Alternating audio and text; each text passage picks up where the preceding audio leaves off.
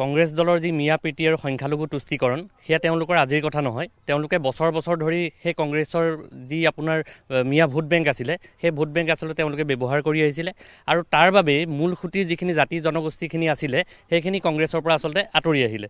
এতিয়া আপুনি চাওক খিলঞ্জীয়া যিসমূহ জাতি জনগোষ্ঠী আছে, বড়োসকল আছে, মিচিং, কাৰ্বি, তিৱা, মৰাণ, মটক, সোণোৱাল, কছাৰী, এই সকলো কিন্তু জনগোষ্ঠীয় লোকসকল আজি কংগ্ৰেছৰ পৰা আঁতৰি পেলাই বিজেপি চৰকাৰৰ লগত তেওঁলোক আছে।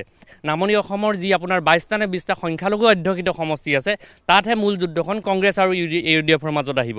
গতিকে আমি পোনছাতে এটা কথা ক'ব বিচাৰোঁ যে কংগ্ৰেছৰ যি এই মিয়া প্ৰীতি আছে এই মিয়া প্ৰীতিয়ে কংগ্ৰেছক আচলতে ডুবাইছিলে আৰু কংগ্ৰেছৰ আচলতে এই মিয়া প্ৰীতিৰ ফলত যিখিনি ভাষিক অসমীয়া খিলঞ্জীয়া আমাৰ জাতি জনগোষ্ঠী আছে তেওঁলোক আচলতে কংগ্ৰেছৰ পৰা আঁতৰ হৈ আহি পেলাই বিজেপিক 100% আচলতে লাভান্বিত কৰিব। কংগ্ৰেছ চৰকাৰ যেতিয়া আছিলে কংগ্ৰেছৰ আপোনাৰ যেনেধৰণে মুছলমান আপোনাৰ লোকসকল আছিলে যিসমূহ খিলঞ্জীয়া নহয়, যিসমূহ আপোনাৰ ৰোহিংগীয়া মিয়া আছিলে, মিয়া আচলতে হাজাৰ হাজাৰ ভূমি দখল কৰিছিলে।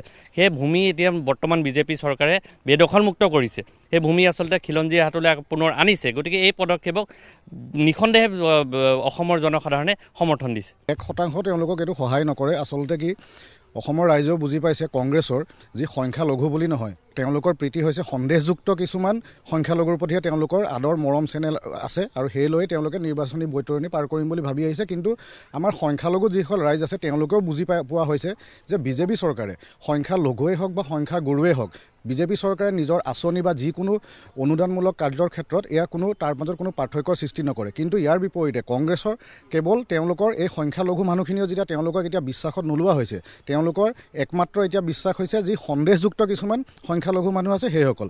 আৰু দ্বিতীয়তে কি হৈছে, তেওঁলোকৰ ক্ৰমাগতভাৱে যে নিৰ্বাচনত তেওঁৰ বিপৰ্যয়ৰ ওপৰত বিপৰ্যয় কংগ্ৰেছৰ আহি আছে। গতিকে বৰ্তমান তেওঁলোকৰ হাতত একো ইছ্যু নাইকিয়া হৈছে।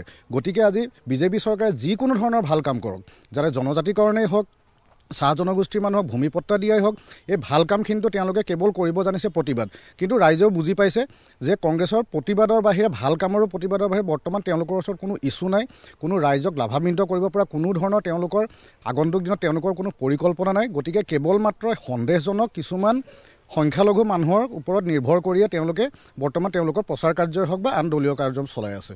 সন্দেহযুক্ত সংখ্যালঘুৰ প্ৰতি তেওঁলোকৰ প্ৰীতি লাভান্বিত কৰিব, বিজেপি চৰকাৰকহে লাভ কৰিব। কোনো ধৰণৰ কংগ্ৰেছ এটাক 1% তেওঁলোকক লাভান্বিত নকৰে, বৰঞ্চ বিজেপি চৰকাৰকহে ইয়াত লাভান্বিত কৰিব। কাৰণ ৰাইজেও এই সকলোখিনি কথা বৰ্তমান বুজি উঠিছে।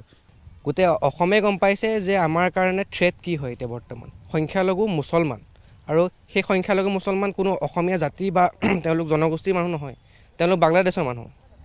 গতিকে অসমৰ ৰাইজে গম পাইছে অহা 26 চনত আমাক কাক প্ৰয়োজন।